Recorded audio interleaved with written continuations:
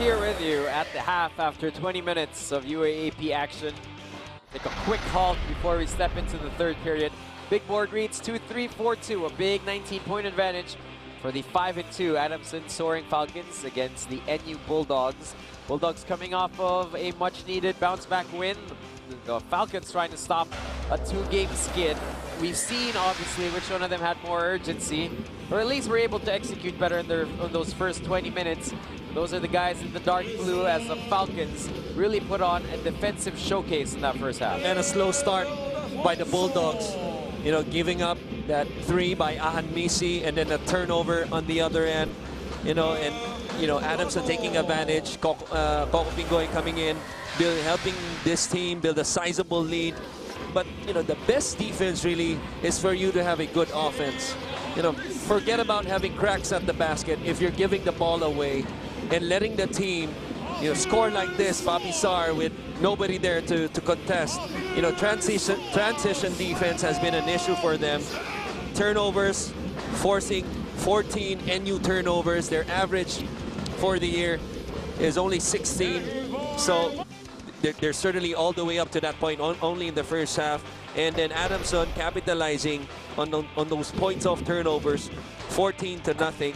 And you see the assist, 10-3. This is one thing that we raved about before the game, coming off that win against UE, their best assist game probably, having 20 in the last game, only 3 in this ball game. The only good thing that happened for the Bulldogs in that first half was offensive rebounding. They had 12 offensive rebounds and converted 8 points off of that. Imagine if they didn't have that, we're looking at a 30-point ball game. Christian, I was about to say, if I told you that the offensive rebound story was 12-3 second chance points, 8-0 in favor of NU, you'd say, oh, they must be ahead by 6, must be ahead by 4. But then you take a look at that field goal story. The reason why Adamson doesn't have a lot of offensive rebounds, they're making it. Hindi ganun karami yung mintis eh. There aren't misses to rebound. They're shooting 60% from the field. In an outstanding first 20-minute showcase so far for these Falcons. And Cor Katibayan said before the start of the game, the body language was different for Adamson. Mangati said this was their most must-win game so far of the year, and that they were a lot more serious, a lot more quiet, a lot more focused before the start of this game. Let's check in back with Cor and see how the Falcons have been after what has been an excellent first half. Cor, go ahead.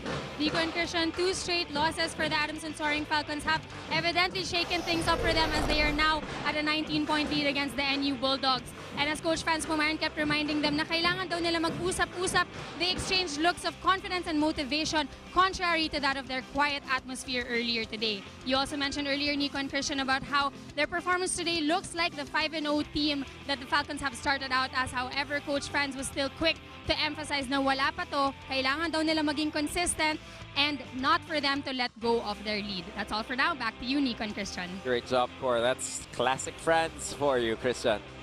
First 5 minutes going to be crucial for both teams.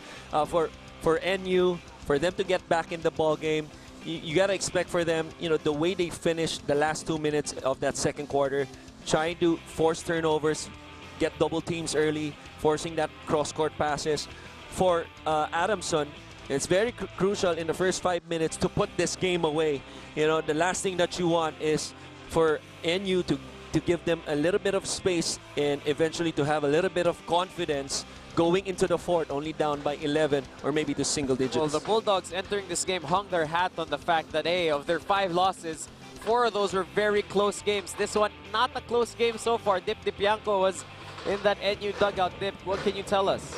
Nikko and Christian, Coach Jamaica was not a happy man inside the dugout, specifically because of the very first play that happened wherein Jeric Ahamnisi scored a 3-point basket. Dahil ang instruction kay Reggie Morito ay wag mag-switch at yun ang ginawa niya sa simula pa lang.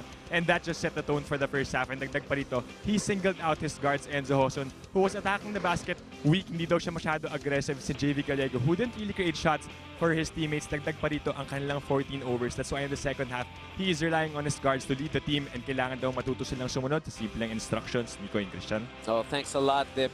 It's similar. Obviously, these coaches didn't talk at the half, but you see that they point out the same thing. Jeric had that big 3. It's only worth 3 points. And Dip telling us that that's the same thing that si Coach Jamaica pointed out. Before we head